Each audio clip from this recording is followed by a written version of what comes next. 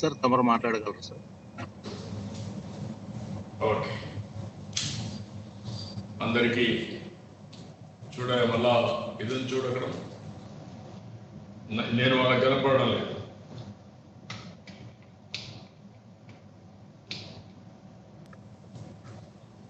Sir sir కనపడుతున్నారు sir.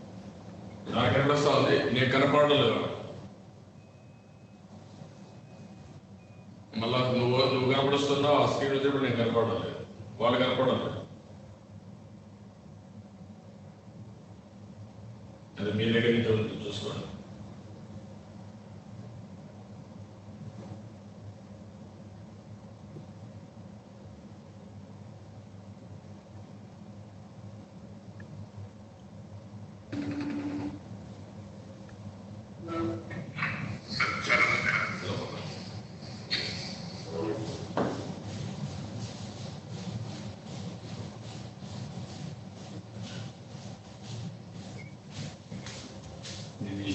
మనం వచ్చినప్పుడు మళ్ళీ పిక్చర్ కనపడతాం, చూసుకోండి.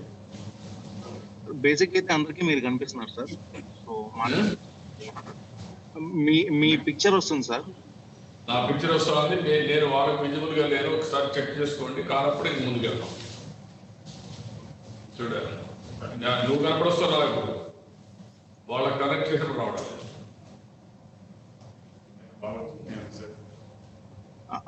మీరు మాట్లాడేవచ్చు సార్, తమరు కంటిన్యూ చేయండి.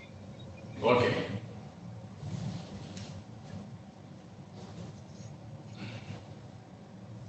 అందరికీ నమస్కారాలు.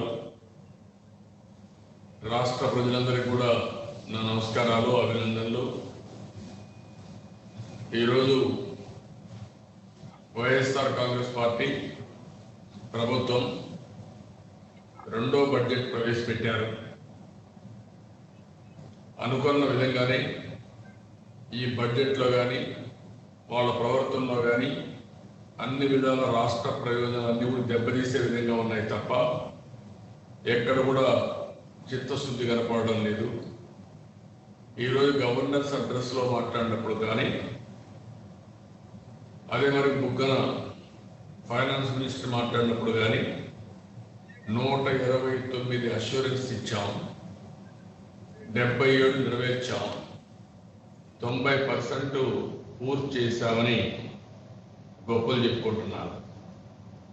దాని ప్రకారం క్యాలిక్యులేషన్ చేసిన 129కి 77 చేస్తే ఆ లెక్కలు ఒక్కసారి బుగ్గన గాని లెక్కేసుకుంటే, జగన్మోహన్ రెడ్డి లెక్కేసుకుంటే 59.6%. అదే సమయంలో వీళ్ళు ఉదరగొడుతూ తప్పుడు సమాచారం ప్రజలకు పంపిస్తూ చెప్పిందే చెప్తూ అవాస్తవాన్ని వాస్తవం చేయడానికి ప్రయత్నం చేయడం చాలా బాధాకరం. దీన్ని చాలా తీవ్రంగా ఖండిస్తున్నా, గర్హిస్తున్నాను. ఈసారి అసెంబ్లీలో మీరు చూస్తే అన్నింటికంటే ముఖ్యంగా కరోనా వైరస్ మీద చాలా శ్రద్ధ పెట్టవలసిన ఈ ప్రభుత్వం లెక్కలేనితనంతో ముందుకు పోతున్నారు. ప్రపంచమంతా కూడా అతలాకుతలం అయిపోయింది. అన్ని అనుకున్న విషయాలన్నీ కూడా ఎక్కడికక్కడ తలకిందులయ్యే పరిస్థితి వచ్చింది. అమెరికా లాంటి అగ్రదేశం, యూరోప్ లాంటి అభివృద్ధి చెందిన దేశాలన్నీ ఈ కరోనా వైరస్ చిక్కుకొని ఆర్థిక వ్యవస్థ చిన్నాభిన్నమయ్యే పరిస్థితి వచ్చింది. వాళ్ళకుండే మామూలుగా అభివృద్ధి చెందిన దేశాలు కాబట్టి ఇన్ఫ్రాస్ట్రక్చర్ ఎక్కువగా ఉంటుంది, హాస్పిటల్ ఇన్ఫ్రాస్ట్రక్చరు.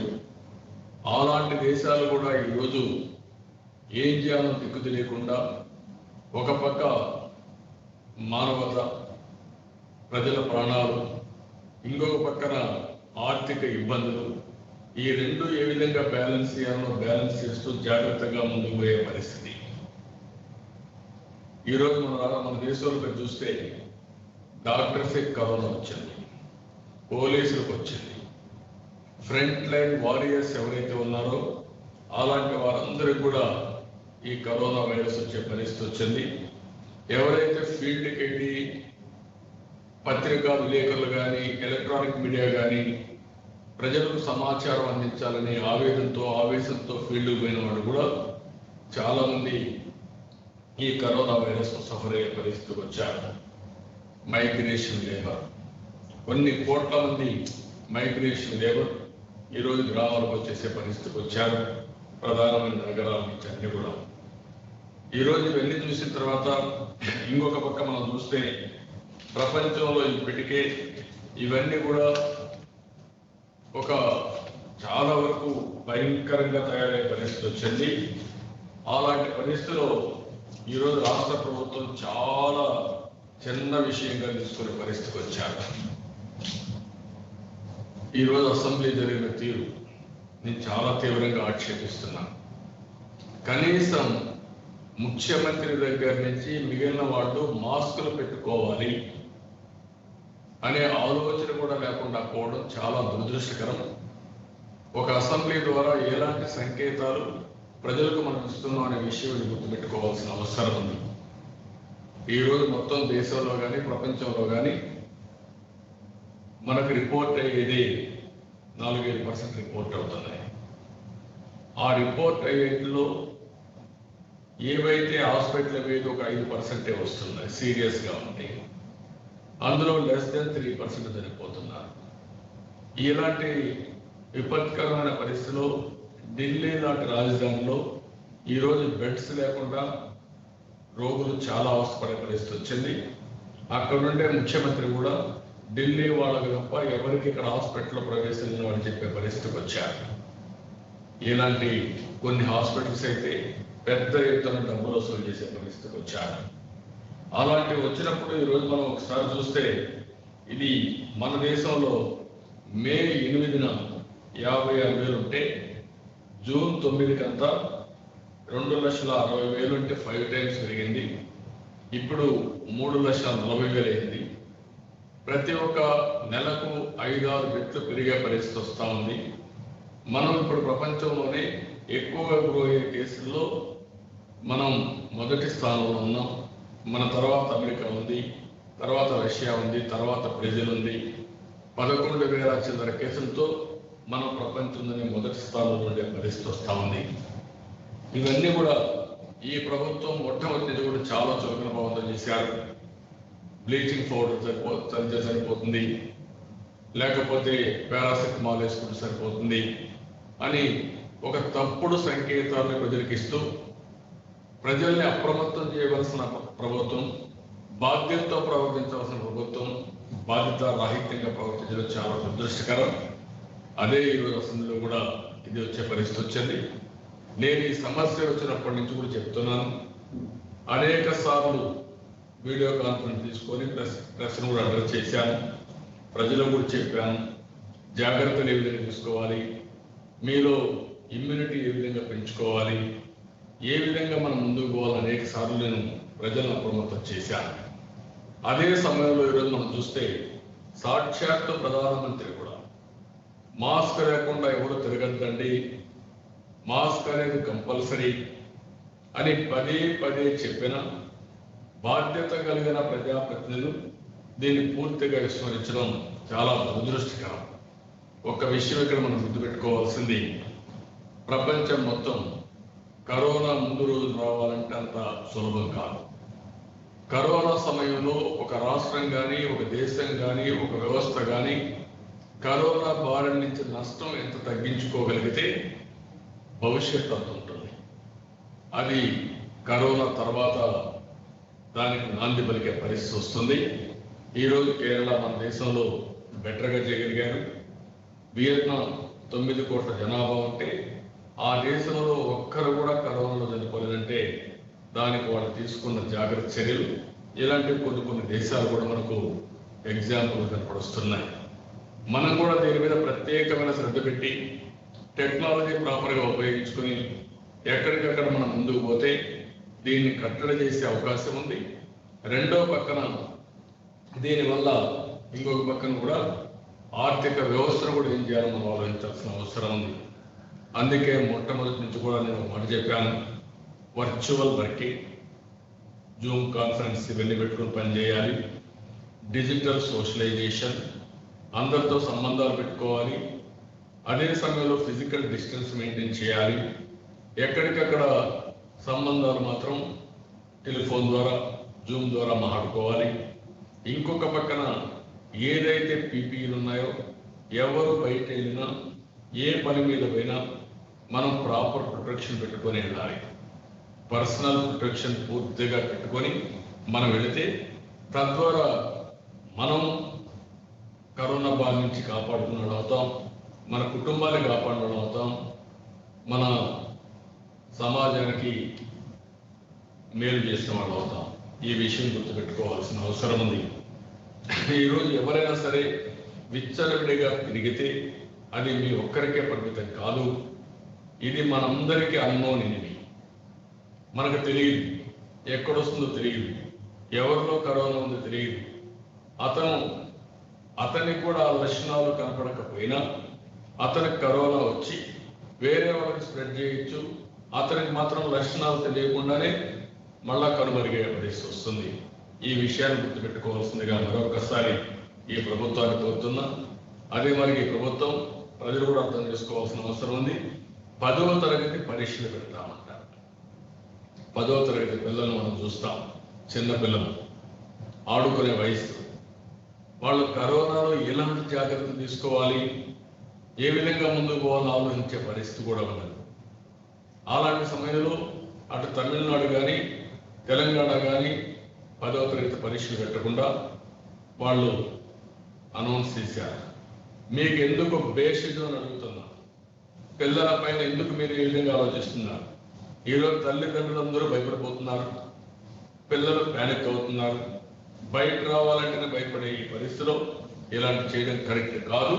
దీనికి ఇమ్మీడియట్గా వీళ్ళు సమాధానం చెప్పాల్సిన అవసరం కూడా ఉంది.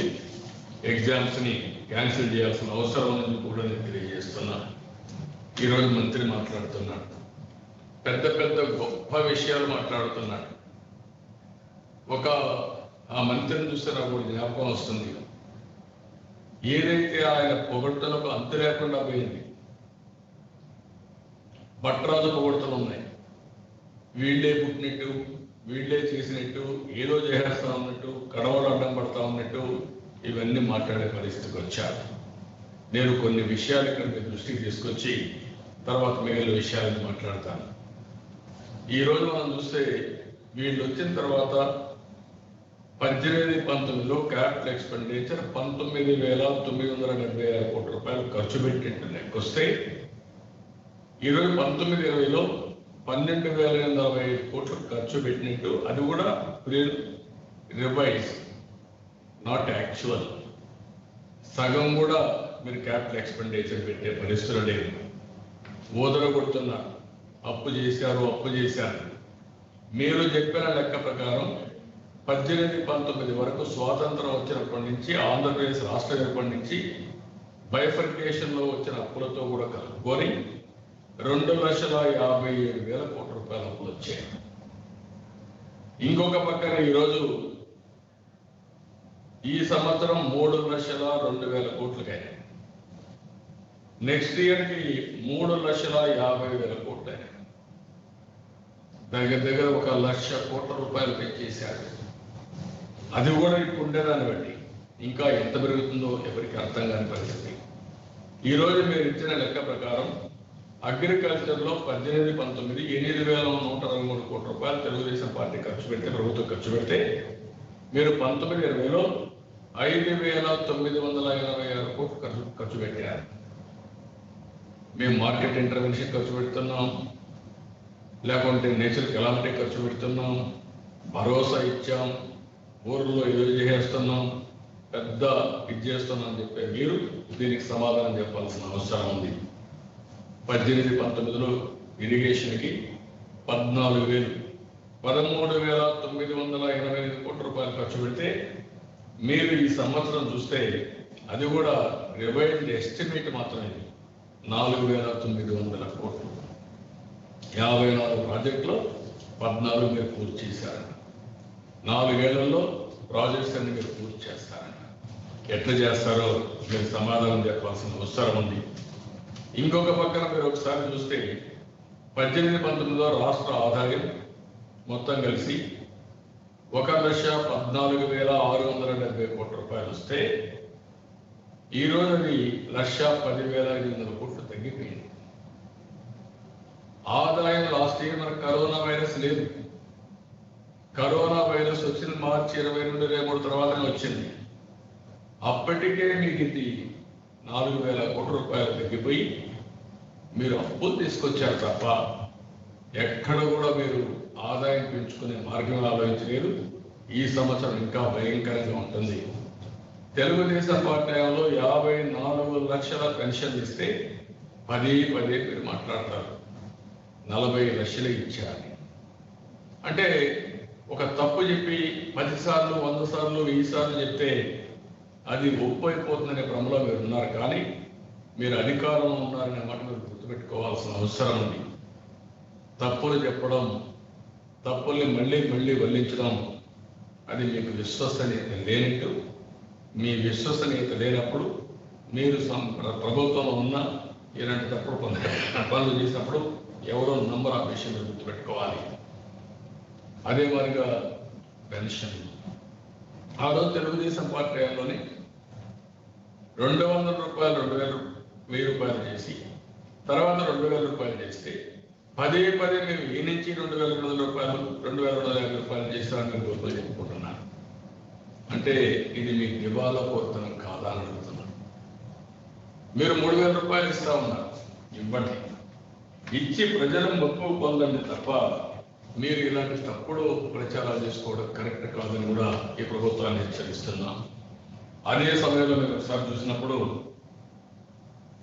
ఈ 1 ఇయర్లో ఏం చేశారంటే మ్యాసివ్ విధ్వంసం, పెద్ద ఎత్తున విధ్వంసానికి నంది వెలిగారు. ప్రజా వేదిక కూల్చారు. 9 కోట్ల రూపాయల ప్రజాధనమని ఏదో దానికి ఉపయోగించుకోండి. కనీసం ప్రజా వేదిక కూల్చి దగ్గర 11 నెలలు అవుతా ఉంటే, ఇప్పటికి కూడా 11-12 నెలలు అవుతా ఉంటే ఇప్పటికి కూడా ఆ డెబ్రీస్ కూడా తీయలేకపోయారంటే మీ యొక్క దీన్ని ఏ విధంగా అర్థం చేసుకోవాలని నాకైతే అర్థం కావడం లేదు. అంటే మీ పైశాచిక ఆనందమైంది ఏంటి? దీనికి సమాధానం చెప్పాల్సిన బాధ్యత వీళ్ళ దగ్గర ఉంది.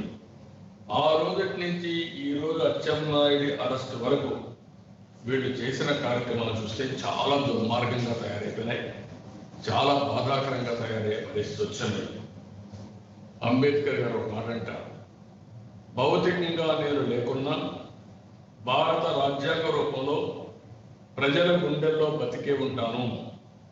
రాజ్యాంగాన్ని చంపినప్పుడు నేను చనిపోయినట్లు. అంటే చాలా స్పష్టంగా చెప్పాడు. ఏంటి రాజ్యాంగం? ఈరోజు జగన్మోహన్ రెడ్డి అనుకున్నట్టు రాజారెడ్డి రాజ్యాంగం లేదు, పులివెందుల పంచాయతీ లేదు, ఇష్టానుసారంగా చేయడానికి కుదరదు. రాజ్యాంగంలో చాలా స్పష్టంగా ప్రజాస్వామ్యంలో ఒక లెజిస్ని ఇచ్చారు. పార్లమెంట్స్ కానీ అసెంబ్లీలు కానీ చట్టసభలు, దీనికి అనుగుణంగా ఎగ్జిక్యూటివ్.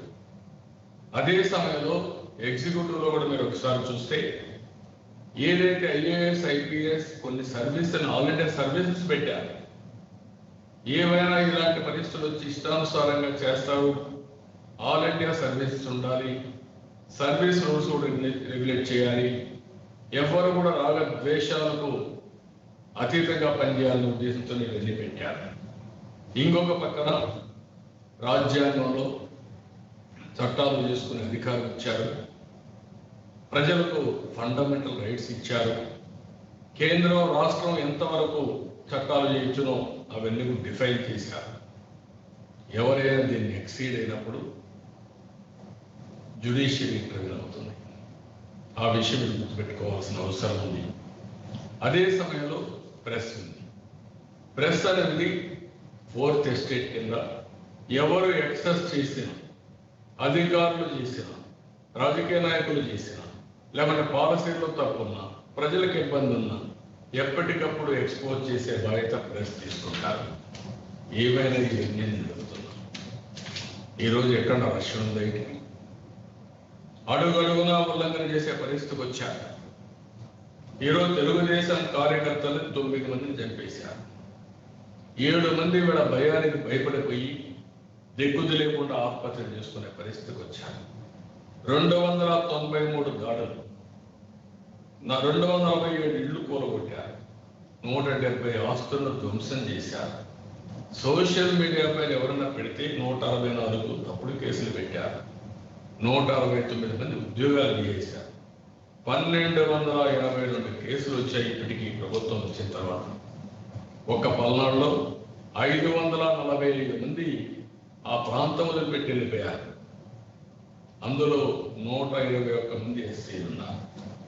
చలో ఆత్మకూరు ప్రోగ్రాం ఇచ్చాం, బాధితుల పునరావాస కేంద్రం పెట్టాం.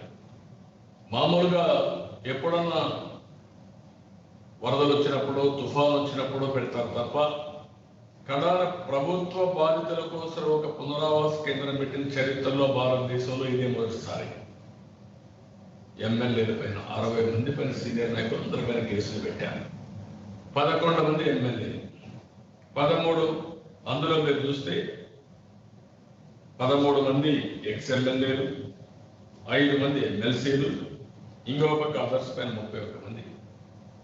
ఎమ్మెల్యేల పైన కేసులు, ఎమ్మెల్సీల పైన కేసులు, మాజీ శాసనసభ్యుల పైన కేసులు, ముఖ్యమైన నాయకుల పైన కేసులు, కేడర్ పైన కేసులు. కడ పెళ్లికి పోతే ఎవరో పిలిస్తే పెళ్లికి పోతే పెళ్లికి పోయారని లీడర్స్ మీద ఎస్సీ అట్రాసిటీ కేసు. నేను హాస్పిటల్ ఎర్రన్నాయని మన అచ్చెన్నాయుడిని చూస్తాను, అక్కడికి వెళ్తే ఎవరో వచ్చి నా పైన కేసు పెట్టమంటారు. అంటే ఇది ఉన్మాదమా లేకుంటే మీరు ఏమనుకుంటున్నారు నాకు అర్థం కాలేదు. ఎక్కడికక్కడ మీరు చేసిన పనులని చూస్తే తెలుగుదేశం పార్టీ నాయకుల్ని శారీరకంగా, మానసికంగా, ఆర్థికంగా దెబ్బతీయాలని, కృంగదీయాలని మీరు ప్రయత్నం చేసి మీ యొక్క దౌర్జన్యానికి, మీరు చేసిన తప్పుడు విధానాలకి కోల్డ్ శివప్రసాద్ ఆత్మహత్య చేసుకునే పరిస్థితికి వచ్చారు. చింతనేని ప్రభాకర్ పైన 20 కేసులు పెట్టారు. చంద్రమోహన్ రెడ్డి పైన 43 సంవత్సరాల మునుపు ఆయన ప్రాపర్టీ ఉంటే ఆ ప్రాపర్టీ మీద ఎవరో నాదంటే ఒక కేసు పెడతారు. అదే మరి వాసుపల్లి గణేష్ కుమార్, రామకృష్ణబాబు, రామానాయుడు, జవహర్, అఖిలప్రియ, లేకుంటే కోన రవికుమార్, ఎరపతి శ్రీనివాసరావు, రెడ్డి వెంకటసుబ్బారెడ్డి, ఇలాంటి అందరిపైన కేసులు పెట్టారు. ఒక పక్కన కేసులు పెట్టి కుంగదీయాలని మీరు ప్రయత్నం చేస్తున్నారు. ఇప్పుడు అచ్చెన్నాయుడు, జేసీ ప్రభాకర్ రెడ్డి, ఆ విషయాలు కూడా నేను మాట్లాడతాను. ఇంకొక పక్కన సుధాకర్ రావు అనే వ్యక్తి, ఆయన అడిగింది ఏంటి, నాకు ఒక పీపీఈ ఇమ్మన్నాడు. నాకు మాస్క్ ఇవ్వండి, నేను హ్యాపీగా పనిచేస్తాను, మాస్క్ లేకపోతే వస్తుంది ఈ కరోనా వైరస్ వస్తుందని భయం ఉందంటే అతన్ని సస్పెండ్ చేసి వెంటాడి కడాన అతను తాగుబోతని చెప్పాలని ప్రయత్నం చేసి కడాన అతన్ని పిచ్చోడి కింద చేసి హాస్పిటల్ చేరిస్తే ఇప్పుడు సోమోటు తీసుకుని హైకోర్టు అతని ఫండమెంటల్ రైట్స్ దెబ్బతిన్నాయి, అతనికి అనవసరంగా అన్యాయం జరిగిందని న్యాయం కోసం ఈరోజు హైకోర్టు సిబిఐకి ఇచ్చే పరిస్థితికి వచ్చింది. ఇంకొక పక్కన హర్ష్ కుమార్ బోట్ యాక్సిడెంట్లో మనుషులు చనిపోయారని అడిగితే అతన్ని మీరు ఏం చేశారు, అరెస్ట్ చేసి 50 రోజులు జైల్లో పెట్టారు. ఎల్జీ పాలిమర్స్ అన్యాయం జరిగింది, వాళ్ళకి అందరూ ఘోషించారు, మీరు వాళ్ళ యొక్క చంకన చేరి వాళ్ళని సపోర్ట్ చేశారు. ఎవరైతే దాన్ని విమర్శించారో వాళ్ళ మీద మీరు కక్ష సాధించేదిగా రంగనాయకమ్మ ఒక సోషల్ యాక్టివిస్ట్ ఒక ట్విట్టర్ పెడితే దానిపైన మీరు ఇష్ట ప్రకారం చేసే పరిస్థితికి వచ్చారు. ఆవిడ మీద కేసులు పెట్టి సిబిసిఐని పిలిపిస్తారు. అనిత రాణి డాక్టర్, ఆవిడ మీద కరప్షన్ చేశారు, అవతల వాళ్ళు ఇది చేస్తున్నారంటే ఆవిడ మీద కేసులు పెట్టి లేకపోతే హెరాస్ చేసే పరిస్థితికి వచ్చారు. ప్రజల్ని సప్రెస్ చేయాలని ప్రయత్నం చేస్తున్నారు. ఎవరన్నా అడిగే హక్కు లేకుండా చేస్తున్నారు. ఎవరన్నా మాట్లాడితే నాకు అన్యాయం జరిగిందని మాట్లాడితే తప్పుడు కేసులు పెట్టి వాళ్ళందరినీ చేస్తున్నారు. ఎక్కడికక్కడ ఫండమెంటల్ రైట్స్ కాల రాచే పరిస్థితికి వచ్చారు. ఇంకొక పక్కన మీరు చూస్తే మొదటి విడత అందరినీ ఇబ్బంది పెట్టడం, ఎవరిని మాట్లాడకుండా చేయడం. ఇంకొక పక్కన ఎవరైతే లీడర్స్ ఉన్నారో ఆ లీడర్స్ అందరినీ ప్రలోభాలు పెట్టి లాక్కునే ప్రయత్నం చేయడం. 3 ఎమ్మెల్యేలు లాక్కున్నారు. ఏం చెప్పారు అసెంబ్లీలో? మీరు ఆ రోజు చెప్పిన మాటలేంటి, ఈరోజు మీరు చేసే పనులేంటి? దేవుడు స్క్రిప్ట్ రాశాడు, మీకు కొంతమంది ఎమ్మెల్యేలు వచ్చారు, అందుకే ఆ మెంబర్ చెందున్నారు. ఇప్పుడు కూడా దేవుడు స్క్రిప్ట్ రాస్తానే ఉన్నాడు. మీరు చేసే అరాచకాలన్నీ లెక్క పెట్టుకుంటున్నాడు. ఆ విషయం మీరు గుర్తుపెట్టుకోవాల్సిన అవసరం ఉంది. మీకు ఎలాంటి నైతిక విలువద్దని అడుగుతున్నాం. ఏ విధంగా ఎమ్మెల్యేని తీసుకున్నారని అడుగుతున్నాం. ఒక ఎమ్మెల్యే పైన తప్పుడు కేసులు పెట్టి లాలోచి పెట్టి మీరు తీసుకుంటారా? ఇంకొక ఎమ్మెల్యే పైన ఏదో ఆయనకి ఇన్సెంటివ్స్ అవి రాకపోతే డబ్బులు ఇస్తామని అతన్ని లాక్కుంటారా? ఇంకొక ఎమ్మెల్యేకి మైనింగ్లో ఫైల్ వేసి నీకు అవసరమైతే ఇంకొక మైనింగ్ ఇస్తామని అతను లాక్కుంటారా? మీరు ఇద్దరు ఎమ్మెల్సీలు లాక్కుంటారా? ఏంటి అరాచకం, ఏంటి దుర్మార్గం? అంటే నాయకులందరికీ ప్రలోభాలు పెట్టి ఎక్కడికక్కడ తీసుకోవడం. అప్పటికి కూడా కుదరలేదు. కుదరకపోతే సిద్ధారాఘవరావు గారు ఎప్పటి నుంచో పార్టీలో ఉన్నారు. అలాంటి నాయకుడిని మీరు ఆయన పైన 300 కోట్లు, ఆయన కుటుంబ సభ్యులకు 500 కోట్లు ఫైన్ వేస్తారా? నోటీసులు ఇస్తారా? నోటీసులు ఇచ్చి బేరాలు చేస్తారా? అతన్ని సరెండర్ చేసుకుంటారా? ఎక్కడికి పోతున్నారు? దీనికి సమాధానం చెప్పండి నాకు. అంటే 2000 కోట్ల రూపాయలు గ్రానైట్ ఫ్యాక్టరీస్ ఉండే అందరికీ ఫైన్ వేసి ఆ తర్వాత ఒక్కొక్క దగ్గర డబ్బులు వసూలు చేసుకోవడం, లేకపోతే వాళ్ళు రమ్మని సరెండర్ కమ్మడం, రాజకీయంగా మీ పంచం చైర్మన్ ఒత్తిడి తేవడం, ఇదేనా రాజకీయం? ఇదేనా నీతి నిజాయితీ? ఇదేనా మీరు మాట్లాడే మాటలు ఇప్పుడు లేవావి? చాలా స్పష్టంగా మీరు అప్పుడు ముందైతే పర్మిట్స్ ఇవ్వరు మీరు, ఇప్పుడు ఇచ్చారు పర్మిట్స్. అంటే మీరు ఏం చేసినా పెళ్లి కళ్ళు మూసుకొని పాలు తాగితే ఎవరు చూడనుకుంటారు, కానీ పొరపాటు పడుతున్నారు. రాష్ట్రం ప్రజలు కోడే కూస్తున్నారు. ఆ విషయం మీరు గుర్తుపెట్టుకోవాల్సిన అవసరం ఉంది. ఒక ఎమ్మెల్యే, మాజీ ఎమ్మెల్యే చిత్తూరులో 46 కోట్లు వేసి సరెండర్ చేసుకుంటారు మీరు. అతని బలవంతంగా రమ్మంటే ఇంకేం చెప్పాలో తెలియకుండా మాకు కూడా చెప్పకుండా దగ్గరికి వస్తే ఆయనతో ఎవరు పోలేదు. కానీ ఇదేనా నీతి? ఇదే మాదిరిగా అన్ని సమయాల్లో అన్ని ప్రభుత్వాలు చూస్తుంటే మీరు ఉండేవాళ్ళే ఇక్కడ, మీరు వచ్చేవాళ్ళే ఇక్కడికి. అంటే మీకు జరుగుతుంది కానీ జరిపిస్తే రేపు ఏమవుతారు అనుకుంటున్నారు. అదే కాకుండా గొట్టిపాటి రవికి 300 కోట్లు నోటీసులు ఇస్తారా? మీరు రమ్మని రాయబేరాలు పెడతారా? అంటే ఎక్కడికి పోతున్నారు? అంటే మీరు ఏ విధంగా ఈ రాష్ట్రంలో ప్రతి ఒక్కరిని రాజకీయ నాయకులుంటే నోటీసులు ఇచ్చి ఆర్థిక మూలాలు దెబ్బతీస్తూ రమ్మనడం, బెదిరించడం, భయభ్రాంతులు చేయడం, కేసులు పెట్టడం, ఇవన్నీ చేస్తూ నరేగా డబ్బులు మీరు ఇవ్వరా? ఇప్పుడు మీ వాళ్ళు చేయడం లేదా పనులు? న్యాయంగా చేసిన వాళ్ళకి డబ్బులు ఇవ్వాల్సిన అవసరం ఉందా లేదా? అది ఒక అగ్రిమెంట్ చేసుకున్నది, ఒక పద్ధతి ప్రకారం చేసే పనులు. ఎవరైతే మెటీరియల్ కాంపోనెంట్ ఆ రోజు గవర్నమెంట్ ఆఫ్ ఇండియా ఇవ్వలేదో అది నెక్స్ట్ ఇయర్కి ఇస్తామంటే వీళ్ళందరూ పనులు చేస్తే, సర్పంచ్ని అబ్జర్వ్ చేస్తే వాళ్ళకు డబ్బులు ఇవ్వకుండా ఆడిస్తూ వాళ్ళు మీ పార్టీలకు రమ్మంటారా? ఎక్కడికి పోతున్నారు మీరు? ఈ విషయం గుర్తుపెట్టుకోవాల్సిన అవసరం ఉంది. ఇంకొక పక్కన ఇవన్నీ ఒక ఎత్తైతే ఈరోజు మన అచ్చెన్నాయుడు చేసి ప్రభాకర్ రెడ్డి ఏంటి? అచ్చెన్నాయుడు గారు చేసిన తప్పేంటి?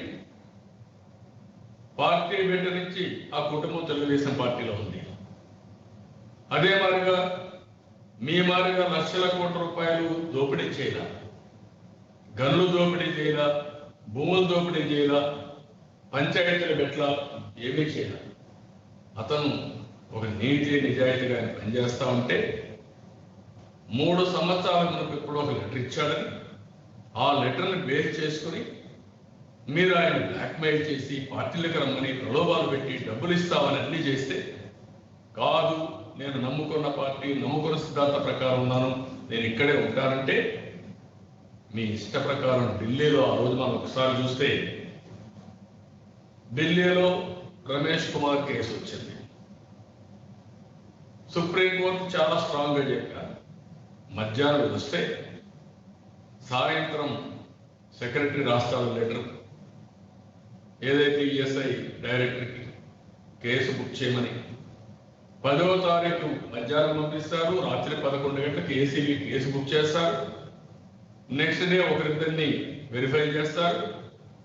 నెక్స్ట్ డే 6 గంటలకు నిద్ర లేకుండా కొన్ని వందల మంది పోలీసులు వెళ్ళి అచ్చెన్నాయుడు గారి ఇంటికాడ అటాక్ చేస్తారా మీరు? మొత్తం ఇంట్లోకి ట్రెస్పాస్ అవుతారా మీరు?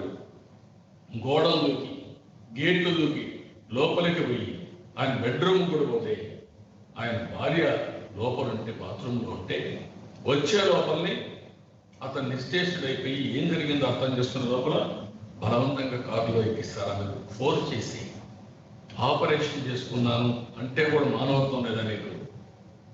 ఏంటి ఆయన చేసిన తప్పు? ఈ దేశంలో చట్టం అనేది అందరికీ సమానంగా ఉంటుంది.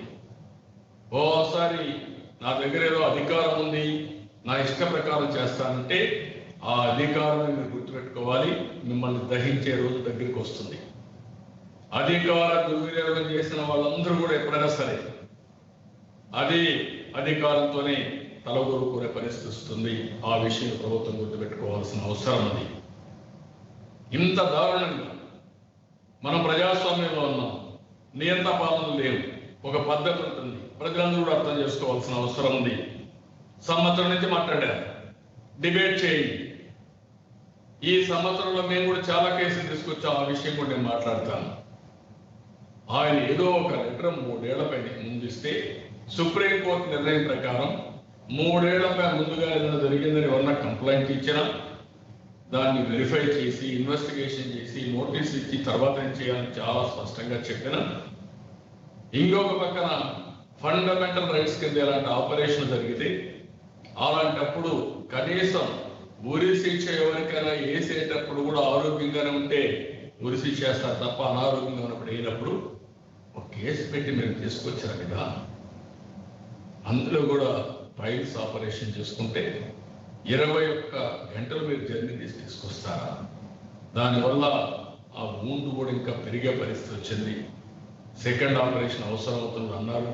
ఇప్పుడు ఆయన హాస్పిటల్లో ట్రీట్మెంట్ తీసుకునే పరిస్థితికి వచ్చారు. అందులో 150 కోట్లు తీసుకున్నారు, ఇంకోటి తీసుకుందారని కథలు మాట్లాడతారా మీరు? ఎంత దుర్మార్గం అని అడుగుతున్నా నేను. ఈరోజు మీరు లెక్కల్లో మీకు వైట్ అకౌంట్లో వచ్చే డబ్బులు అని రాలేదే. అడిగారు, రాజకీయాలు లెటర్ ఇచ్చారు, మీరు ఎంక్వైరీ చేస్తున్నా. కానీ ఒక ప్రతిపక్ష నాయకుడు, ఒక డిప్యూటీ లీడర్ని ట్రీట్ చేసే విధానం ఇదేనని మేము అడుగుతున్నాం. అసెంబ్లీలోని 16వ తారీఖు అసెంబ్లీలో మీరు ఫేస్ చేయలేక అలాంటి లీడర్ ఉంటే ఇబ్బందులు వస్తాయనే ఉద్దేశంతో దుర్మార్గమైన కార్యక్రమానికి మీరు శ్రీకారం చుట్టారు. ఇది చాలా దారుణం, బాధాకరం. దీన్ని చాలా తీవ్రంగా ఖండిస్తున్నా, గర్హిస్తున్నా. అందుకే ఈరోజు governance address law and order కూడా పెట్టలేకపోయారు. అది మీ పిరిగితనం. ధైర్యం ఉంటే చెప్పాలి. ఈరోజు అసెంబ్లీలో మమ్మల్ని మాట్లాడలేకుండా నోరు నొక్కేశారు. నేను రాత్రి 12 వరకు ప్రిపేర్ అయ్యాను. ప్రిపేర్ అయ్యి అన్ని విషయాలు చెప్పాలనుకున్నాను.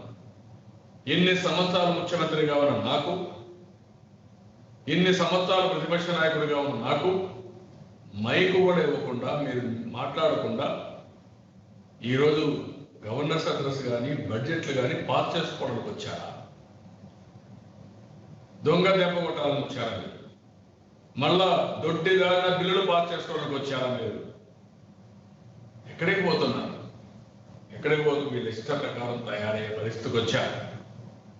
ఈరోజు దీన్ని ఇంతతో వదిలిపెట్టాం.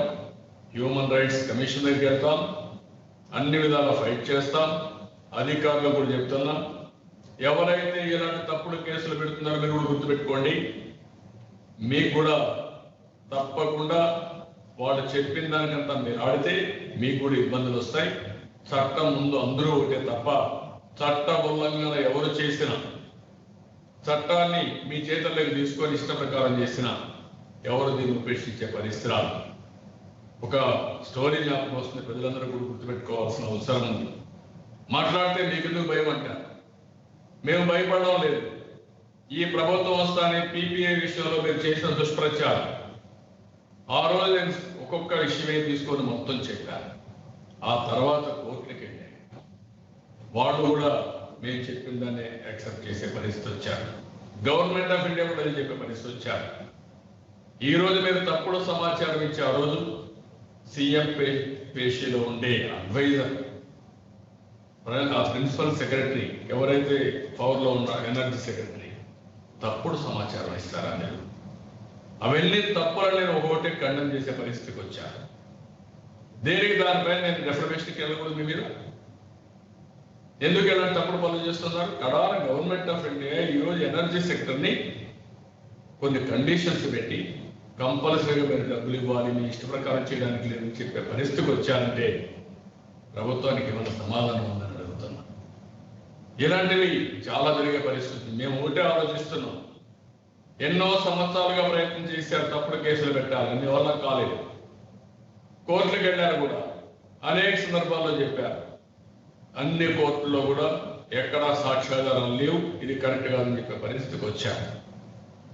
అందుకే నీతి నిజాయితీగా ఉండడమే కాకుండా ఆ నీతి నిజాయితీగా ఉన్నప్పుడు మన ఇమేజ్ని ఏ విధంగా కాపాడుకోవడానికి ఇంతవరకు ప్రయత్నం చేశాం. ఆ విషయం మీరు గుర్తుపెట్టుకోవాల్సిన అవసరం ఉంది. మీరు గవర్నమెంట్ బిల్డింగ్లకు మీ పార్టీ కలర్ వేసుకుంటారా? ఇది ఎక్కడుంది? ఎప్పుడన్నా జరిగిందా చరిత్రలో? ఏ పార్టీ అయినా సాహసం చేశారా? దానిపైన హైకోర్టు కొట్టేసారు. మేము పోవాలి, ప్రైవేటులు వచ్చారు, హైకోర్టు కొట్టేశారు, సుప్రీంకోర్టుకి వెళ్ళారు, సుప్రీంకోర్టు కొట్టేశారు. దానికి ఇంకొక కలర్ యాడ్ చేసి మళ్ళా వేస్తారు, మళ్ళా హైకోర్టు కొట్టేసి కంటెంప్ట్ పిలిస్తే మళ్ళా సుప్రీంకోర్టు పోతారు. మళ్ళా సుప్రీంకోర్టు కూడా చెప్పి మీరు చేసే తప్పు, దీన్ని ఖండిస్తున్నాం, ఇమ్మీడియట్గా నెల లోపల చేయకపోతే నేను కూడా కంటెంప్ట్ తీసుకుంటానే పరిస్థితికి వచ్చారు. కడాన ప్రభుత్వ బిల్డింగ్లకి నేషనల్ కలర్ ఫ్లాగ్ కలర్స్ వేసి వైసీపీ కలర్స్ వేసుకుంటారా మీరు? నేషనల్ ఫ్లాగ్కే, జాతీయ జెండాకి అవమానం చేసే పరిస్థితి తీసుకొస్తారా మీరు? ఇంకొక పక్కన 3 రాజధానులు ఈరోజు మనం చూస్తున్నాం. దానిపైన సెలెక్ట్ కమిటీకి వెళ్ళి మళ్ళా తీసుకొస్తారు, అమరావతి మళ్ళా తీసుకొస్తారు. సెలెక్ట్ కమిటీకి పంపించిన తర్వాత కోర్టులో కూడా వీళ్ళ ఏజీని మేము సెలెక్ట్ కమిటీకి పంపించారు అని కమిట్ అయిన తర్వాత, ప్రభుత్వమే కోర్టుకు కమిట్ అయిన తర్వాత ఇప్పుడు మళ్ళా బిల్లు తీసుకొస్తారంటే ఏమన్నది? వీళ్ళు ఏ విధంగా అర్థం చేసుకోవాలి? ప్రజలే దీనికి ఆలోచించాల్సిన అవసరం ఉంది.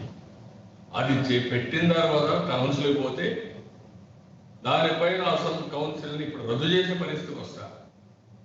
అంటే ఇంకా వీళ్ళకు ఒక పద్ధతి కూడా లేకుండా ఇష్టానుసారంగా చేయడం.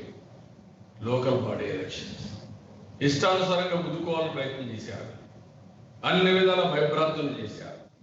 కొంతమందిని కొన్నారు, కొంతమంది బెదిరించారు, కొంతమంది కేసులు పెట్టారు, ఇష్టానుసారంగా చేశారు. ఆ సమయంలో ఎలక్షన్ కమిషను ఈ కరోనా వైరస్ వస్తే, ఈ కరోనా వైరస్ ఇంకా పెరుగుతుంది, సమస్య వస్తుంది, 2 సార్లు 3 సార్లు ఓటు వేయాలని చాలా ప్రమాదం వస్తుందనే ఉద్దేశంతో ఎలక్షన్స్ పోస్ట్పోన్ చేసి హైకోర్టు పోయారు, సుప్రీంకోర్టు పోయారు, ఆయన విమర్శించారు.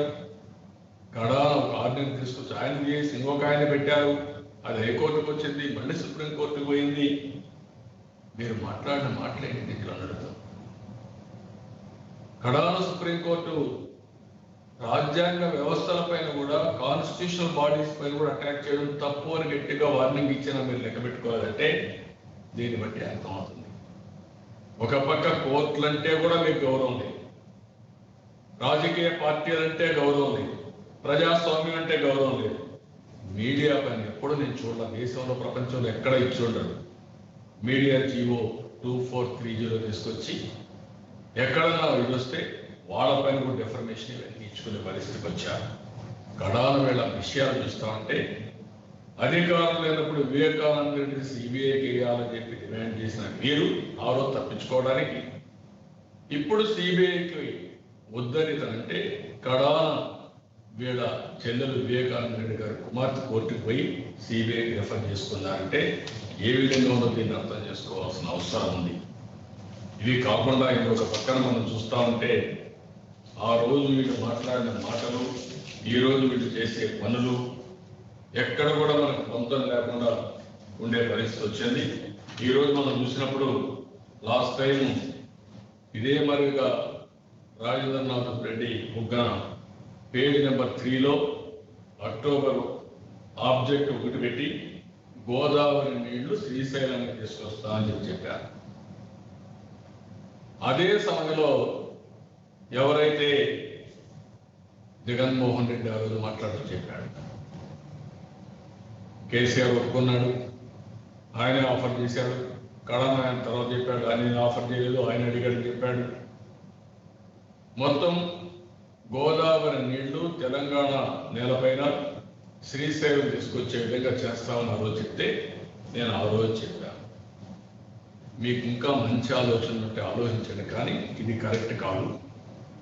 తెలుగు గంగా ఆనాటి ప్రధానమంత్రి నలుగురు ముఖ్యమంత్రులు కలిసి చిత్తశుద్ధితో నీళ్లు ఇవ్వాలని ఆలోచించారు.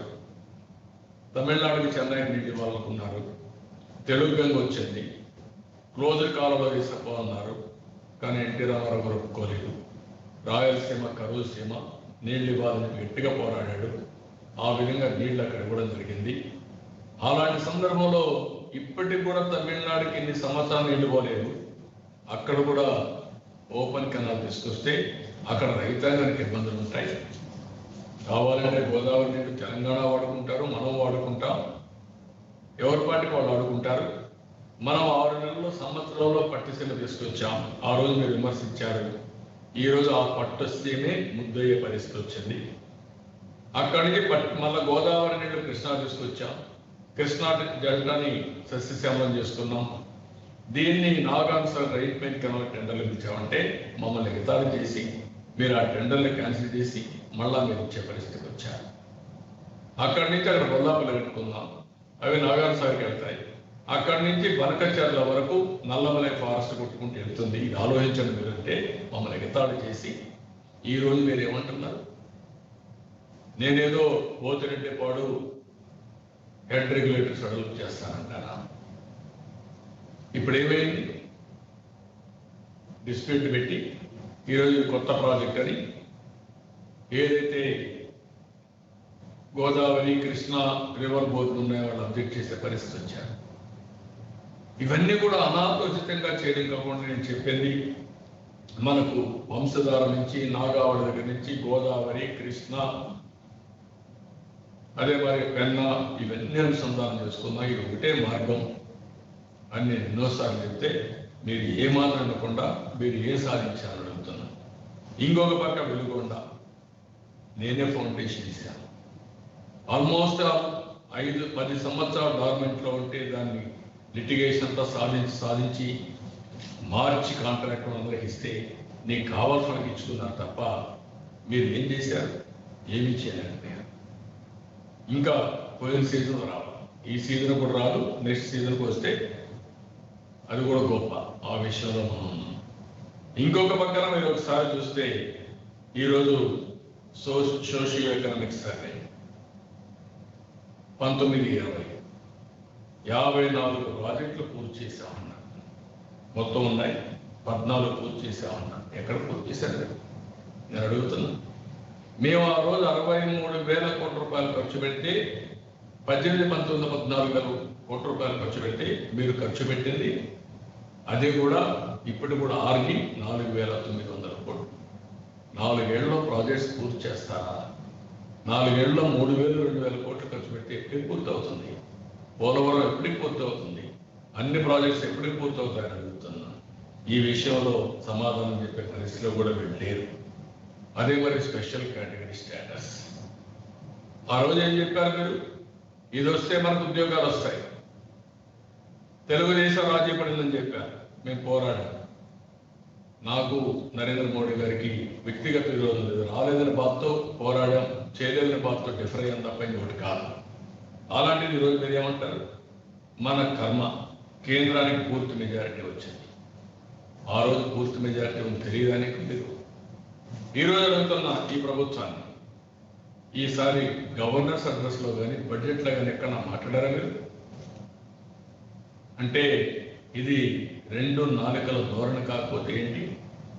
ఆ రోజు కావాలని మీరు మాట్లాడారు, రాజకీయం చేశారు, రాజకీయంగా ప్రయోజనం పొందాలని ప్రయత్నం చేశారు. మీకు చిత్తశుద్ధి లేదని దీనికి అర్థమవుతుంది కదా.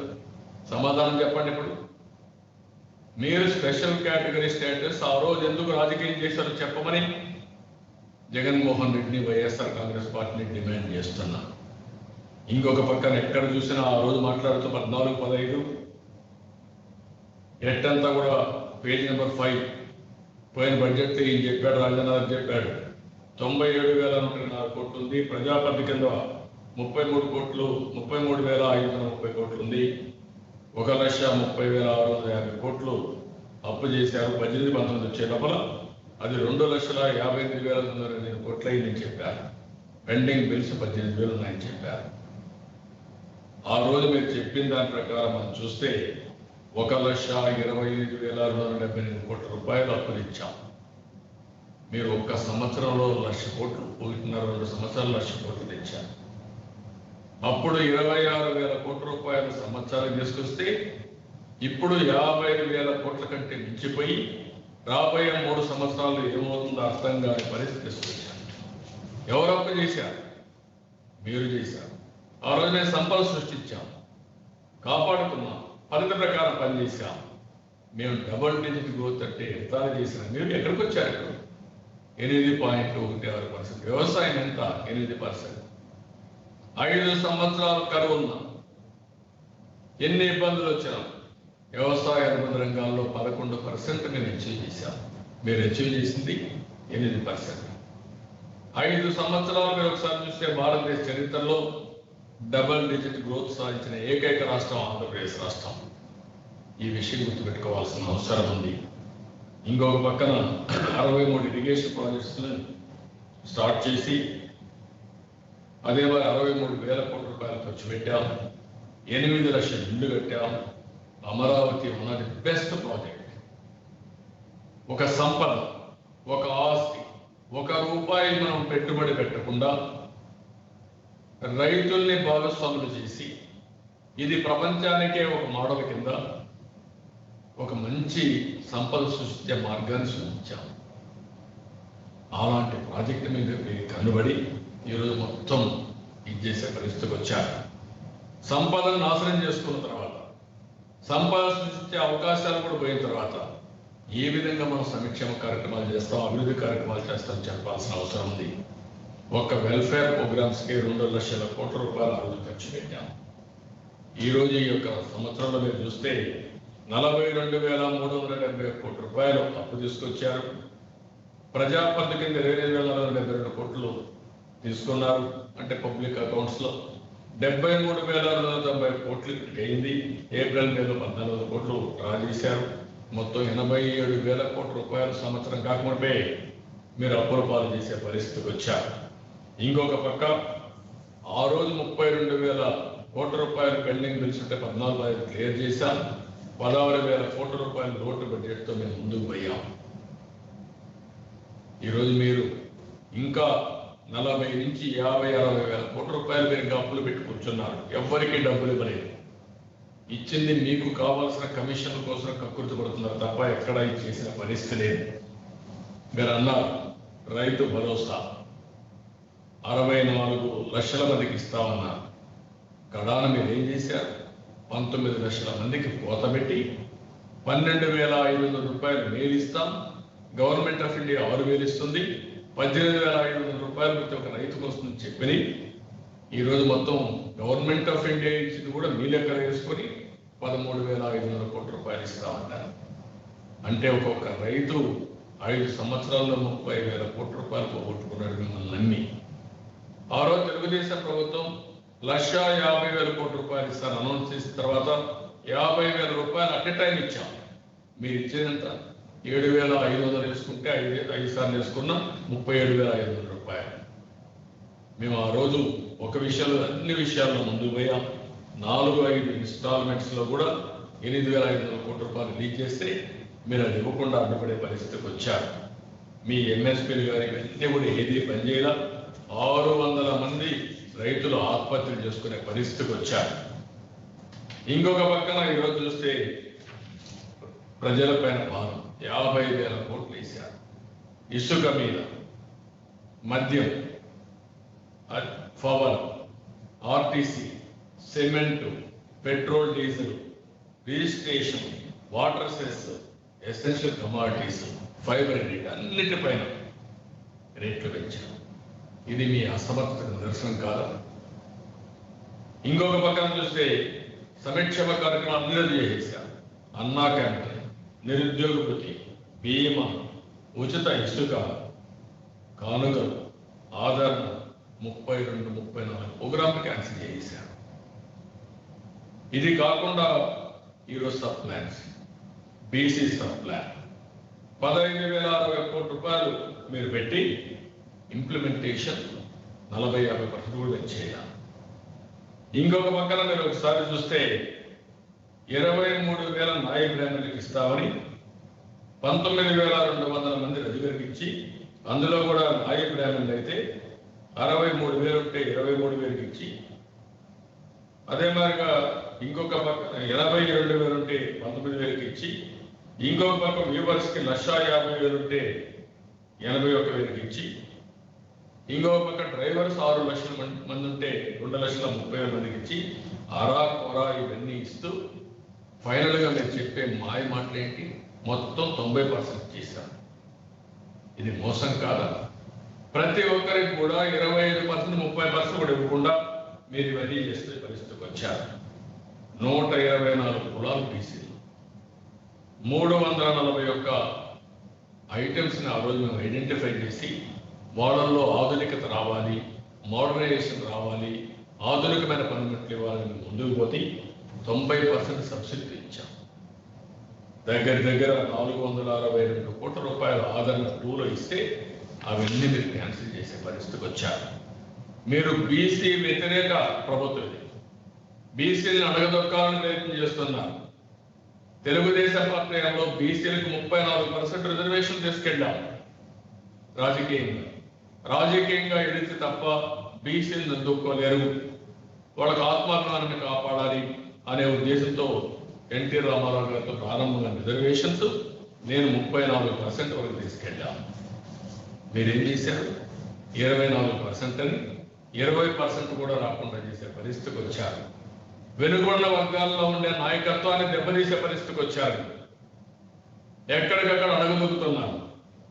అందుకు ఉదాహరణ 38 సంవత్సరాలు అంచెలంచెలుగా ఎదుగుతున్నాం అచ్చెన్నాయుడు, ఎర్రన్నాయుడు గారి కుటుంబాన్ని మీరు దెబ్బతీసే పరిస్థితికి వచ్చారు. ఇది మీకు క్లియర్గా కనపడుతుంది. బీసీ వ్యతిరేకత మీకు నరాల్లో జీర్ణించిపోయింది తప్ప పైకి మాటలు చెప్తున్నారు, మీరు చేసేది మాత్రం ఏమీ లేదు. ఈ విషయం మీరు గుర్తుపెట్టుకోవాల్సిన అవసరం ఉంది. మోస్ట్ బ్యాక్వర్డ్ క్లాసెస్కి మేము ఆ రోజు 100 కోట్ల రూపాయలు ఖర్చు పెట్టి వాళ్ళకి ఇస్తే అది కూడా ఈరోజు కనపడే పరిస్థితి లేదు. ఎస్సీకి బడ్జెట్లు మీరు చూస్తే 43% మీరు అమలు చేశారు. ఈ సబ్ ప్లాన్లో ఉంది, మీరు తేలేదు. ఈ సబ్ ప్లాన్ ఇచ్చిన కిరణ్ కుమార్ని తీసుకొచ్చాడు, సభకి ఆదరణ చేసి దాన్ని మనం అమలు చేస్తున్నాం. అలాంటి సబ్ ప్లాన్కి మీరు ఇవ్వకుండా కావాలని 5 సంవత్సరాలు తెలుగుదేశం పార్టీ టైంలో అన్ని విధాలను మీరు ముందుకు పోయే పరిస్థితి వస్తే 18, 19లో 9,000 కోట్ల రూపాయలు ఖర్చు పెడితే మీరు ఈ సంవత్సరం ఎంత ఖర్చు పెట్టారు? 6,400 కోట్లు ఖర్చు పెట్టారు. రాబోయే రోజులు ఇంకా తగ్గిపోయే ప్రమాదం వస్తా ఉంది. అంటే సంవత్సరం నిర్వీర్యమయ్యే పరిస్థితి తీసుకొస్తున్నారు. ఇంకో పక్క ఎస్టీ వాళ్ళు ఓటేయించుకొని వాళ్ళకు కూడా అన్యాయం చేస్తున్నారు. వాళ్ళకు కూడా 50% కంటే తక్కువ ఖర్చు పెట్టారు. కాపులు కథలు చెప్పారు, అందరికీ అన్ని ఇస్తామన్నారు. 2,000 కోట్లు అన్నారు. ఎంత ఖర్చు పెట్టారు? ఎంత ఇచ్చారు? ఎక్కడ ఖర్చు పెట్టారు? సమాధానం చెప్పాల్సిన బాధ్యత అందరిపైన ఉంది. బ్రాహ్మిన్స్ మోసం చేశారు. అదే మాదిరిగా అగ్రవర్ణాల్లో ఉండే పేదవాళ్ళకి అన్యాయం చేసే పరిస్థితికి వచ్చారు. పెన్షన్లు అయితే 65 లక్షలు ఇస్తామని లాస్ట్ టైం చెప్పి ఇప్పుడు 52 లక్షలు అంటూ 54-55 లక్షలు ఇస్తూ పాత లెక్కలని తప్పు చెప్పుకుంటూ బయట పోవాలనుకున్నారు. తప్ప ఇంకోటి కాదు. ఇంకొక పక్క ఆసరా, ఆ రోజు మీరు చెప్పారు ఫస్ట్ ఇన్స్టాల్మెంట్ 7,000 రూపాయలు ఇస్తామన్నారు. మీరు 7,000 రూపాయలు ఇస్తామని చెప్పి ఎక్కడిచ్చారు అడుగుతున్నా. అది కూడా మోసం చేశారు. డాక్రా సంఘాలకు 27,000 కోట్ల రూపాయలు రుణమాఫీ చేస్తామని చెప్పి ఈ రోజు వరకు ఒక్క పైసా ఇవ్వలేదు. ఇంకో పక్క ఆసరా పైన 45 నుంచి 60 సంవత్సరాల వయసు ఉండే ఎస్సీ, ఎస్టీ, బీసీ అందరికీ పెన్షన్లు ఇస్తామని చెప్పారు. మీరు ఈరోజు ఏం చేశారు? ఎప్పుడో ఇస్తామంటున్నారు. అంటే ఇది మోసం కాదని అడుగుతున్నా. అగ్రి గోల్డ్ మీరు ఎంత ఇచ్చారు? మొత్తం ఇస్తామన్నారు, ఎందుకు ఇవ్వలేదని అడుగుతున్నా. తెలుగుదేశం పార్టీ 303 కోట్లు పెడితే మీరు ఇచ్చింది 236 కోట్లు ఇచ్చి 120 మంది అందరూ చనిపోయినందరికి ఎక్స్గ్రేషన్ ఇస్తే వాళ్ళకు కూడా ఏమీ ఇవ్వకుండా మీరు మోసం చేసిన మాట వాస్తవం అవునా కాదని అడుగుతున్నాను. ఊరూరికి పోయి చెప్పారు, ఉద్యోగస్తులకు మోసం చేశారు. నేను ఇచ్చాను 42% ఫిట్మెంట్ ఛార్జీలు ఇచ్చాం. ఎప్పటికప్పుడు డిఏ కానీ ఇవన్నీ కూడా ఇచ్చుకుంటా పోయాం. మీరేమి ఇచ్చారు? అదే వారి కాంట్రాక్ట్ ఎవరైతే ఉద్యోగులు ఉన్నారో వాళ్ళందరినీ పర్మనెంట్ చేస్తారు, వాళ్ళకు మోసం చేశారు. ఇంకొక పక్కన ఎవరైతే న్యూ పెన్షన్కి వచ్చారో వాళ్ళందరికీ చెప్పి నేను వస్తాను, నేను చేసేస్తానని చెప్పి వాళ్ళని మోసం చేసే పరిస్థితికి వచ్చారు. కడానికి జీతాలు కూడా లేని పరిస్థితి, 50% జీతాలు ఇస్తారు. ఇది చాలా దుర్మార్గం. మొత్తం ఈ ప్రభుత్వ హయాంలో మీరు ఒకసారి చూస్తే స్కీమ్స్ ఫర్ స్కామ్స్, లిక్కర్ మద్యపాన నిషేధం పేరు, Jaganmohan Reddy brands, J tax, అక్కడి నుంచి నాసిరకం, మొత్తం ప్రజల ఆరోగ్యంతో ఆడుకోవడం, ఆర్థిక పరిస్థితులతో ఆడుకోవడం. ఇలాంటి కరోనా సమయంలో 100% మళ్ళీ పెంచడం, ఇది ఎక్కడిదో నాకు అర్థం కాదు ఈ న్యాయం. ఇంకొక పక్క ఇసుక ఉచితంగా చేసేపోయి ఇసుకను ఆ రోజు మాకు విమర్శించి ఈరోజు ఆ ఇసుక మీరు చేసేపోయే పరిస్థితికి వచ్చారు. ఇక్కడ కూడా అనుకుంటున్నారు. ఈ రోజు కూడా చూశాను, లారీలు తీసుకెళ్ళిపోతున్నారు. కన్సర్న్ మినిస్టర్ చెప్తారు 2 లక్షల మెట్రిక్ టన్నులు ఇసుక రీచెల్ నుంచి స్టాక్ పాయింట్కి వచ్చింది, కనపడడం లేదు. మీకు బాధ్యత లేదా? ఒక ఎమ్మెల్యే అంటాడు ఇసుక అసలే రావడం లేదు. ఒక మా ఎంపీ అంటాడు ఇసుక ఏం చేయాలో మాకే అర్థం కావడం లేదు. కొంతమంది వచ్చాడు ఒక లారీ ఇసుక ఇప్పించమంటే నాకు చేత కాదని చెప్పారు. పరిస్థితి వచ్చారు. ఎందుకు ఇదంతా? ఎందుకంత దోపిడీ? ఇంకొక పక్క మైనింగ్, మొత్తం మైన్స్ అన్ని మీరే హస్తగతం చేసుకున్నారు. మీ ఇంట్లో పెద్ద ఏజెంట్ని పెట్టుకున్నారు, మీ పని ఇదే పెట్టుకున్నారు. అందరి మైన్స్ మీకే కావాలి, అందరి ఆస్తులు మీకే కావాలి, ఇదే పని పెట్టుకున్నారు. ప్రతి ఒక్క స్కీమ్ పేరు మాత్రం ముద్దుల పేరు. మద్యపాన నిషేధం, ఇసుక మీద రివైజ్ చేస్తాం. 65 మంది పవన్ నిర్మాణ కార్యక్రమం చనిపోయే పరిస్థితి వచ్చింది. సమాధానం చెప్పాలని బాధ్యత మీ పైన ఉంది. మైనింగ్ అంతా ఎక్కడికక్కడ కడాన వేరే వాళ్ళు చిన్న క్వారీ చేసుకుంటూ చేసుకోకూడదు. గెలాక్సీ గ్రెనైట్ లాంటి దాన్ని మేము కాపాడితే దాన్ని మీరు హస్తగతం చేసుకుంటారా? ఎక్కడికి పోతున్నారు? ఒకటి కాదు, అవన్నీ ఎప్పటికప్పుడు మేము ముందర పెడతాం. ఇంకొక పక్కన ల్యాండ్స్, ఇది కొత్త విధానం. పేదవాళ్ళకి ఇంటి పట్టాల పేరుతో భారీ దోపిడీ, ఒక భారీ కుంభకోణానికి శ్రీకారం. 10 లక్షలు చేసేది 30 లక్షలు 50 లక్షలు ఇస్తారు. రైతులు కూడా ఇంకేం మాట్లాడకుండా పర్లేదు ఇచ్చేస్తే దాంట్లో మళ్ళా వాటాలు తీసుకుంటారు. ఇది ఎక్కడదో నాకు అర్థం కాలేదు. రాష్ట్రం అంతా ఇది పెద్ద ఎత్తున జరుగుతాం. దీంట్లోనే ఒక 2,000 కోట్ల రూపాయలు కుంభకోణం జరిగే పరిస్థితి వచ్చేది. ఇంకొక పక్క రివర్స్ టెండరింగ్ కాదు, ఇది రిజర్వ్ టెండరింగ్. మీకు ఎవరు కావాలో డిసైడ్ చేసుకుంటున్నారు, మీకు డబ్బుల కోసం ముందే చేసుకుంటున్నారు. దానిపైన కూడా చేసిన పరిస్థితి వచ్చారు. ఇంకొక పక్కన కరోనా వైరస్ వదిలిపెట్టడం, బ్లీచింగ్ పౌడర్లో అవినీతి, కరోనా కిట్స్లో అవినీతి. ఇవి కాకుండా వ్యక్తిగతంగా సరస్వతి సిమెంట్ కోసం మైన్స్ మీరు హస్తగతం చేసుకునే పరిస్థితికి వస్తారు. పర్మిషన్ ఇచ్చుకుంటారు, గవర్నమెంట్ ల్యాండ్స్ తీసుకుంటారు. ఈడీలో ఉంటే కూడా అవన్నీ చాలా భయంకరంగా ఉండేటన్ని కోర్టులో మళ్ళీ కోర్టు ఇచ్చిందని తప్పుడు సమాచారం. కోర్టు ఇవ్వాల, మీ అడ్వకేట్ మీకు చెప్పాడు కోర్టులో మాకేం అబ్జెక్షన్ లేదు, మేమే తప్పుడు ఆర్డర్, మేము తప్పుడు ఆర్డర్ ఇవ్వాల. ప్రజాధనాన్ని కాపాడాలని ఆలోచించాం, రైతులకు అండగా నిలబడితే ఇప్పుడు మీరు వచ్చారు కాబట్టి అధికారులు చేసే పరిస్థితికి వచ్చారు. సాక్షి పేపర్ యాడ్స్ ఇచ్చుకోవడం, అదే మరి బ్యాగ్స్ ఇచ్చుకోవడం, అదే మరి సాక్షి అంతా మీరే వాడుకోవడం, ఇన్ని చేసి కడాల మీరు కావాలని పండుగలకు కానుకలు ఇస్తే దాంట్లో జరిగిపోయిందని మీరు చేస్తారు. మజ్జిగ లేకుంటే నెయ్యి, దీనికి సిబిఐ అనుకోండి. ఆ రోజు కూడా ఒక మంచి ఆఫీసర్ రాజశేఖర్ నాకు గుర్తుంది, ఆయన సివిల్ సప్లైస్లో ఉండేవాడు. టెక్నాలజీ అంతా కూడా డెవలప్ చేశారు. ఏంటి అని నేను ఒకటే చెప్పాను ఆ రోజు ఆయనకి, ఆన్లైన్లో వెళ్ళండి, నేషనల్ ప్లాట్ఫామ్కి వెళ్ళండి, టోటల్ కాంపిటీషన్లో తీసుకోమంటే ఒక పద్ధతి ప్రకారం కాంపిటీషన్లో తీసుకున్నాడు. దాంట్లో మీరు పెడతారు, మీరు మాత్రం నామినేషన్ పయించుకుంటారు, మీ మాత్రం అధికార దుర్వినియోగంతో మీ ఇష్ట ప్రకారం సొంతానికి వ్యాపారాలకి గవర్నమెంట్ వాడుకుంటారా, మీరు వేరే వాళ్ళపై విమర్శిస్తారు. ఎవరిచ్చారు? అందుకే నేను చెప్తున్నాను, ఏదైనా చర్చ జరగాలి, ప్రజల ముందర పెట్టాలి, ప్రజలు ఆలోచించాలి. ఈరోజు భోగా ఆ రోజు ఎందుకు క్యాన్సిల్ చేశారు, ఈరోజు ఎందుకు ఇచ్చారు, ఎందుకు మా మాటలు చెప్పారు? అదే మరి రామాయణపట్నం ఎందుకు క్యాన్సిల్ చేశారు, ఇప్పుడు ఎందుకు పిలిచారు? Bhavanapadu, Kadapa steel plant. ఆ రోజు మేము అన్ని రెడీ చేస్తామంటే నేనేదో చేస్తాను మళ్ళా చేసి ఇప్పుడు మళ్ళా మొదలు తీసుకొచ్చాను. విశాఖపట్నం మెట్రో కానీ, విజయవాడ మెట్రో కానీ, ఇవన్నీ కూడా ఒకటి కాకుండా ప్రతి ఒక్క దాన్ని, మచిలీపట్నం పోర్టు కానీ, ఇవన్నీ కూడా మీ ఆలోచన విధానం వేరే. మీకు ఎప్పటికప్పుడు కావాల్సింది అవినీతి కావాలి, ప్రతి ఒక్క దాంట్లో మీ కంట్రోల్లో ఉండాలి, ప్రత్యర్థుల్ని ఎక్కడికక్కడ దెబ్బతీసే పరిస్థితి రావాలి. ఇవి తప్ప ఇంకోటి కనపడడం లేదు ఈ ప్రభుత్వానికి. అందుకే నేను ఒకే ఒక విషయం ప్రజలందరినీ కోరుతున్నాను. ఆ రోజు చాలా విషయాలు మాట్లాడుకున్న గురించి 6,50,000 కోట్ల రూపాయలు అవినీతి జరిగిందని, 5 సంవత్సరాలు బడ్జెట్ ఎంతో అంత అవినీతి జరిగిందని ప్రచారం చేసి ఈరోజు మీరు రాజకీయ లబ్ధి పొందారు. వెంకటేశ్వర స్వామి ఏదైతే పింక్ డైమండ్ అది పోయిందని, మా ఇంట్లో ఉందని మాట్లాడారు. ఇప్పుడేం మాట్లాడుతున్నారు అంటే ఇది కరెక్టా, ఇది న్యాయమైంది, మీ మీద ఏమీ యాక్షన్ అవసరం లేదా?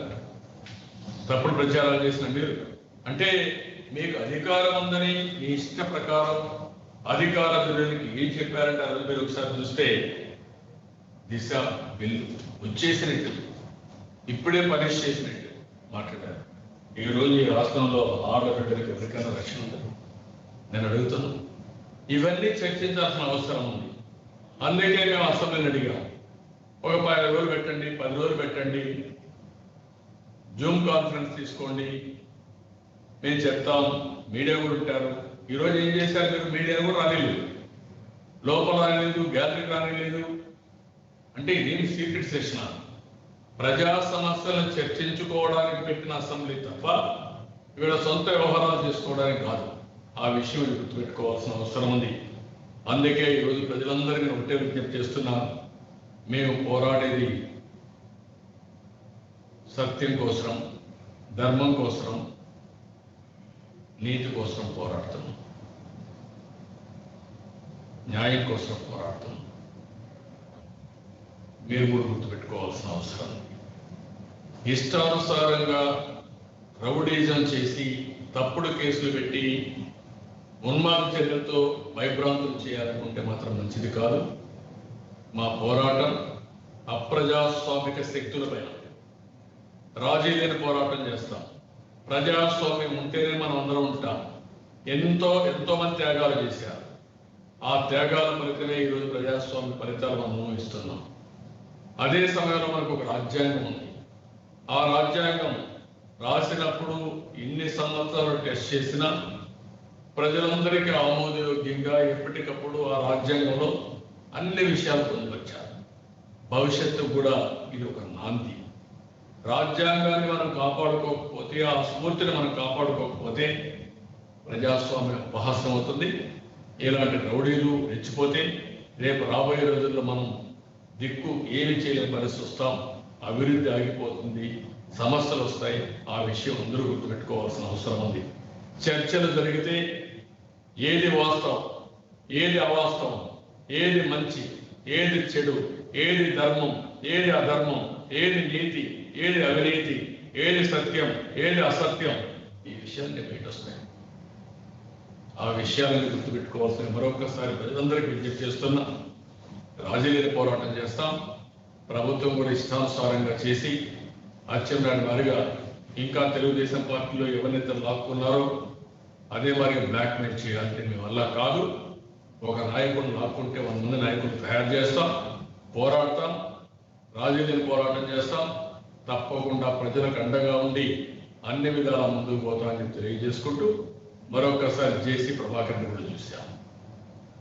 ప్రతిరోజు ఈ ప్రభుత్వం చేసిన ఒక ఇష్యూ చేయడం, ఆ ఇష్యూను మర్చిపోయడం, ఇంకొక ఇష్యూ తీసుకురావడం, ఒక సంక్షోభాన్ని క్రియేట్ చేయడం, ఆ సంక్షోభం మర్చిపోవడం, ఇంకొక పెద్ద సంక్షోభం చేయడం, కడాన రాష్ట్రాన్ని సుడిగుండంలోకి నెట్టేసే పరిస్థితికి వస్తున్నారు.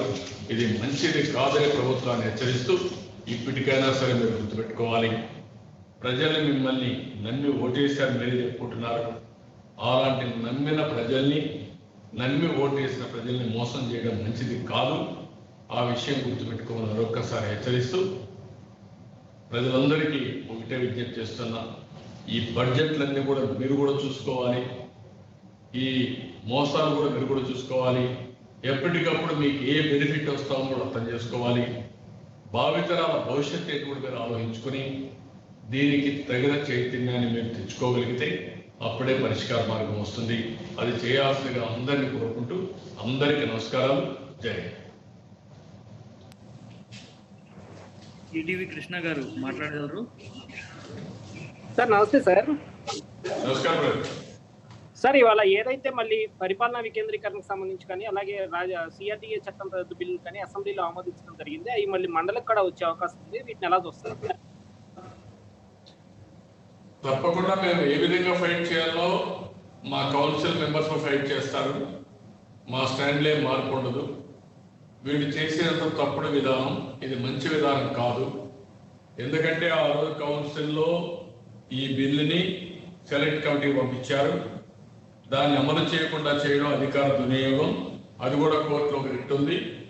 అదే సమయంలో ఏజీనే ప్రభుత్వం తరఫున కోర్టులు చెప్పారు. ఏదైతే మీరు చెప్పిన 3 రాజధానుల విషయం సెలెక్ట్ కమిటీకి రెఫర్ చేశారు. ఆ సెలెక్ట్ కమిటీ ఎవరికి మేము ఏం చేయమని అతను కూడా చెప్పాడు. It is pending before the court. మళ్ళా ఇంకోటి తీసుకొస్తున్నారంటే ఒకటి కాదు, మీరు చాలా చూస్తుంటారు. ఇప్పటికీ అన్ని విషయాల్లో ఇలాంటి చేతగాని పని, ఒక డెమోక్రటిక్గా ఈ ప్రభుత్వం లేదు. రాజ్యాంగాన్ని అడుగడుగునా ఉల్లంఘించడం, ఫండమెంటల్ రైట్స్ అన్ని ఉల్లంఘించడం. ఈరోజు అక్కడ రైతులు ఉన్నారు, వాళ్ళకు ఒక అగ్రిమెంట్ ఇచ్చాం. ఆ అగ్రిమెంట్లో చాలా స్పష్టంగా చెప్పాం, వాళ్ళేం డబ్బులు తీసుకోలేదు. 10 సంవత్సరాలు వాళ్ళకి ఇచ్చింది, ఒక ప్యాకేజ్ ఇచ్చాం. అదే సమయంలో వాళ్ళు భూమి ఇచ్చారు. ఇద్దరు కలిసి ఒక అండర్స్టాండింగ్తో ఒక ఇవన్నీ చేస్తామని ఈ విధంగా వస్తుంది సిటీ అని చెప్పారు. అది ఒక నమ్మకంతో చేసుకున్న అగ్రిమెంట్ అని. ఆ అగ్రిమెంట్ నేను వ్యక్తిగతంగా చంద్రబాబు నాయుడు రైతులు చేసుకోలేదు, రాష్ట్ర ప్రభుత్వం రైతులు చేసుకున్న అగ్రిమెంట్ అని. అలాంటి అగ్రిమెంట్ వైలేట్ చేసే అధికారం ఎవరికీ లేదు. ఆ విషయం గుర్తుపెట్టుకోవాల్సిన అవసరం ఉంది. 9 సిటీస్లో నిర్మాణం చేస్తా ఉన్నాం. దానివల్ల ఆటోమేటిక్గా వాళ్ళకు కూడా భవిష్యత్తులో ల్యాండ్ వాల్యూ పెరుగుతుంది. అందుకే మనం చూస్తే వాళ్ళకి ఇచ్చింది 25% కంటే ఎక్కువ ల్యాండ్ తిరిగి ఇవ్వాలి. ఆ ప్లాట్స్ వేసి ఇక్కడంతా గవర్నమెంట్ దగ్గర ఉంది. ఆ గవర్నమెంట్ దీన్ని నమ్ముకుంటే ఈ ప్రాజెక్టుకి అయ్యే ఖర్చు అంతా వచ్చేది. ఇది సెల్ఫ్ ఫైనాన్సింగ్ ప్రాజెక్ట్. ఆ విషయం ఇది గుర్తుపెట్టుకోవాల్సిన అవసరం ఉంది. అంత ఈజీ కాదు ఇది కూడా. ఏవిఎన్ రామారావు గారు తమరు అన్మ్యూట్ చేసుకుని మాట్లాడగలరు. సార్ నమస్తే అండి. నమస్కారం సార్, ఇప్పుడు ఆల్రెడీ హౌస్ లో మళ్ళీ ఆ బిల్లును రీఇంట్రడ్యూస్ చేశారు, యాక్సెప్ట్ చేశారు. But at the same time ఇప్పుడు మండల్లో ఏం చేయబోతుంది టీడీపీ బిల్లులు? ఇప్పుడు మీరు రేపు ముందు కదా చూస్తారు కదా, మేము ఏం చేయాలో చేస్తాం. మేము క్లియర్గా ఉన్నాం కదా, దానికి సెకండ్ థాట్ ఏం లేదు. ఇప్పుడు ఇది unethical, illegal, illogical. Be clear. Corona virus వస్తే ఇంత ప్రపంచమంతా అతలాకుతలం అయిపోతా ఉంటే ఇంకా కక్ష సాధింపులు ఏంటండి? అచ్చెన్నాయుడు అరెస్ట్ ఏంటండి? జేసీ ప్రభాకర్ని అరెస్ట్ ఏంటండి? అంటే కరోనా వైరస్ వదిలిపెట్టరా? ఈ రోజు ఇక్కడ రైతులు ఆందోళన చేస్తా ఉంటే వాళ్ళ మీద కక్ష ఏంటండి మీకు? ఎక్కడికి పోతారు మీరు? మానవత్వం ఉందా? మీరు మనుషులేనా? ఏంటిది? ఏ విధంగా అర్థం చేసుకోవాలి వెళ్ళి ఈ ఉన్మాదాన్ని? అందుకని అది నేను ఇంత ముందు కూడా చెప్పాను, మనం ఒక అగ్రిమెంట్, ఒక చిన్న కాంట్రాక్ట్ ఒక అగ్రిమెంట్ చేసుకుంటే ఆ కాంట్రాక్ట్ కానీ వైలేట్ చేసినప్పుడు కానీ ఇంప్లిమెంటేషన్ చేయకపోతే కోర్టుకు పోతే దానికి నష్టపరిహారంతో కూడా తిరిగి వాళ్ళకి పే చేస్తారు. ఇది గవర్నమెంట్ కావచ్చు, ఇండివిజువల్స్ కావచ్చు, కంపెనీలు కావచ్చు, అలాంటివన్నీ ఉంటాయి. ఆ విషయం గుర్తుపెట్టుకోవాల్సిన అవసరం ఉంది.